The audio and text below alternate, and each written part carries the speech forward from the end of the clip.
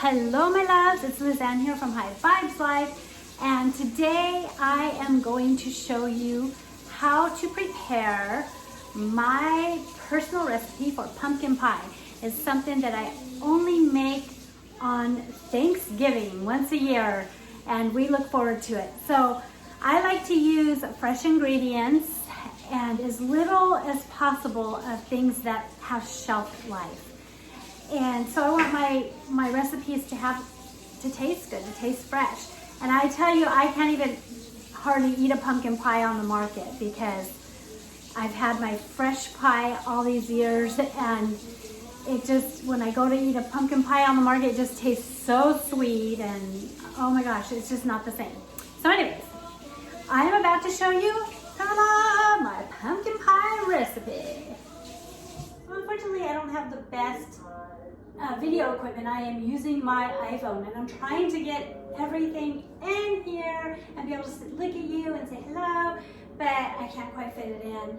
So what I'm going to do is just move on and let you guys, because this is what's important anyways, is that you see how I do this. Okay, so first we have a baked pumpkin here. I have 2 small baked pumpkins. And what I did was I just cut them in half. I took the seeds out, and they're soaking in salt water right now, so we can roast them a little bit later. And I'm going to now, I baked them at 375 for an hour. And I usually just poke them on the top, and if the fork goes in fairly easy, then I know they're done. And so now I'm just gonna take the pumpkin, the pulp out, and put it in this bowl.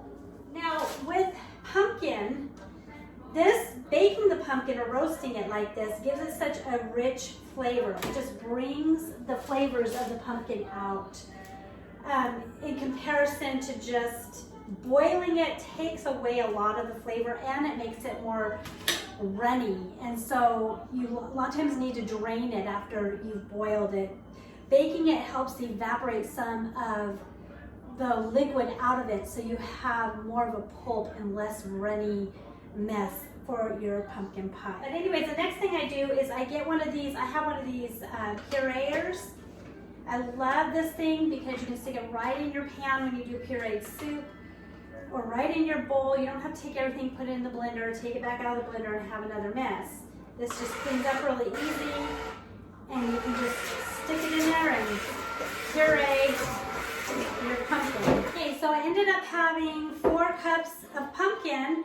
So I'm going to go ahead and make 2 pumpkin pies, and I am going to use an oil crust. This is what I usually use, and I will leave the ingredients below, but because I'm doubling it, I will just leave the ingredients for 1 pie, but I am doubling this. And so what you do is you mix your flour and your sugar and your salt together, and then in this bowl you put your oil, and then you add your milk, which I didn't get out. So what you do is you pour your milk in here, right? Can you hand me a fork?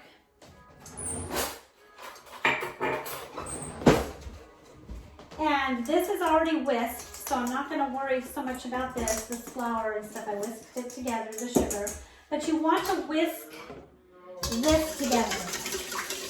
You know, oil and water don't mix, so you want to get them all beady and mixed together, which is going to separate right away unless you mix the flour in right away. So once you've got it beaten in really well, then you dump in your flour quickly, and you take a fork and you just stir that in. Now I love oil crust. I like flaky butter crusts as well, but an oil crust is so simple, fast, and it is truly delicious. So it takes a ½ cup of oil for 1 pie.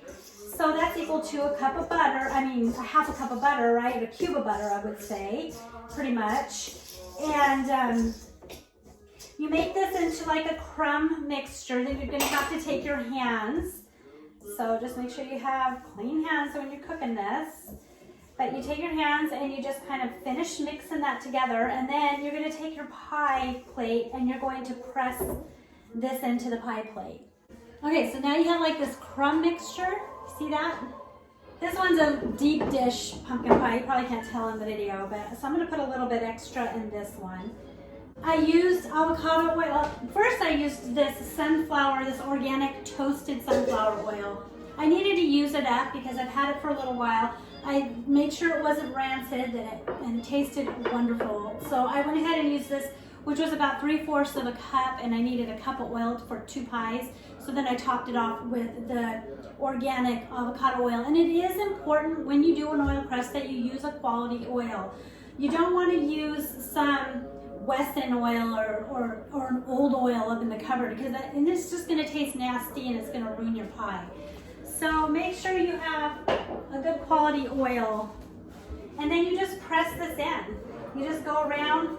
It's going to have like a crumbly edge, and now this pie isn't a work of art. It just looks like a regular pumpkin pie.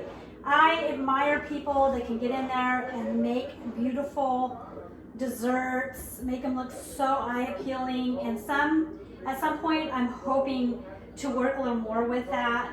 But at this point I'm just showing you my basic pumpkin pie, and it may not have the greatest eye appeal to it, but I'm telling you, it is the bomb when you eat it. At least I think it is. And I've had other people say they really like it as well. So I don't ever go buy a store-bought pie, pumpkin pie. To me, it's too easy to throw together a pumpkin pie. And you can use the canned puree pumpkin if you want to do. I've used it before. I prefer the baked pumpkin because I think it adds a whole nother depth of flavor. But if you don't have time for that, or you don't have pumpkins, then just get some pureed pumpkin at the store and use that instead of making your fresh pumpkin, and that works as well. So you get that all pressed in. I'm going to just show you what this one looks like. Get it all pressed in. So pretty. See? Okay. So one little tip I wanted to show you while I'm getting all my eggs cracking in the bowl for the recipe is, if you ever get a shell inside your egg while you're cracking them, use a piece of another shell, a whole one that's not cracked really bad, to pick it out. For some reason, using the eggshell sticks to the shell. It's like it's a magnet to the shell. And it is the best way to get a piece of eggshell instead of digging and digging and digging with something else, and it's going all over the place. This will pick it right up. So just a nice little tip I thought you might enjoy.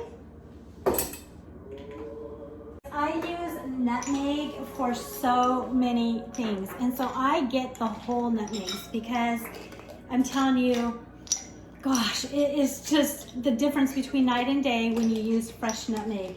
And they look like these little balls. This one's half shredded because I've used it, but they're these little balls of nut basically, and they're solid inside. It's so interesting. See how pretty? They smell wonderful. I put them in pancakes. I put it in I have a blueberry smoothie that I make that I add nutmeg to. It's a blueberry muffin smoothie. I add them to muffins. I add it to my Alfredo sauces.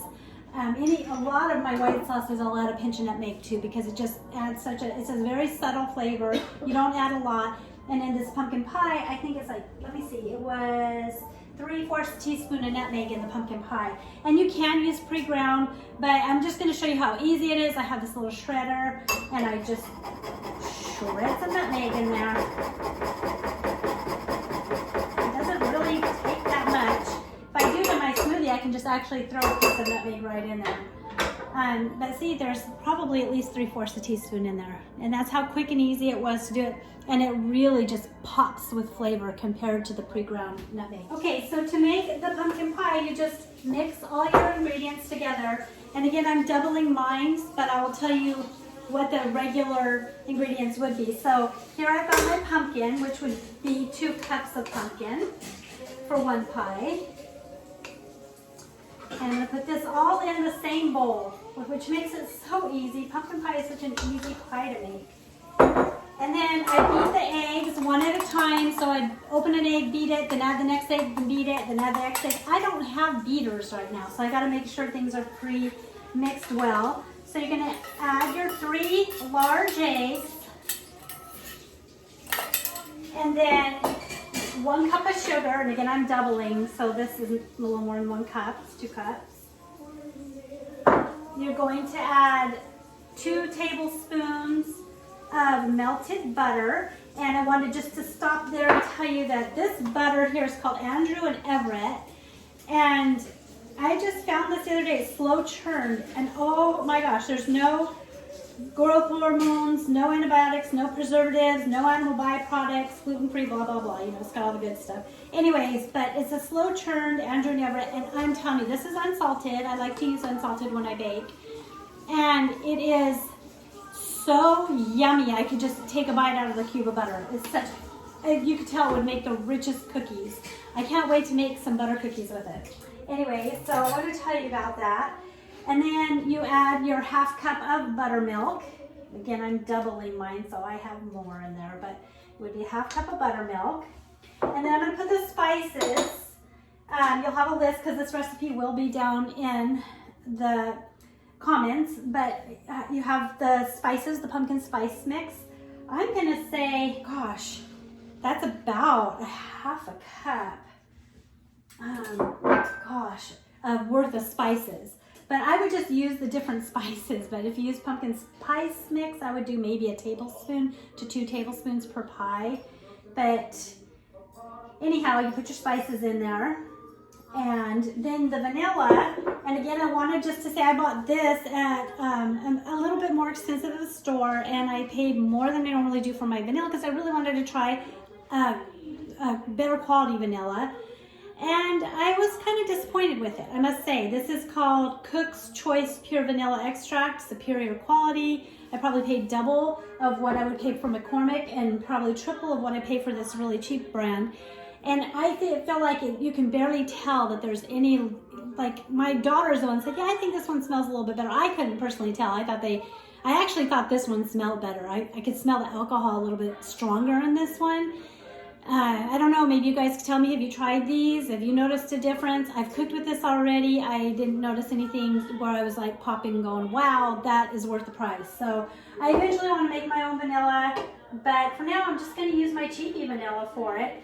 And this calls for 1 teaspoon of vanilla. That's one thing I didn't measure out, so I'm going to eyeball it.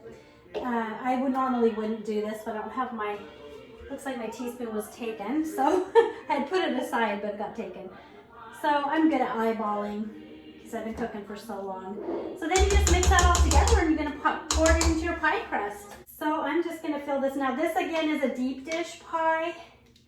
And so it's going to have a little more. And I'm going to pop them in the oven and I will show you the final results when it's done. Okay? Looking forward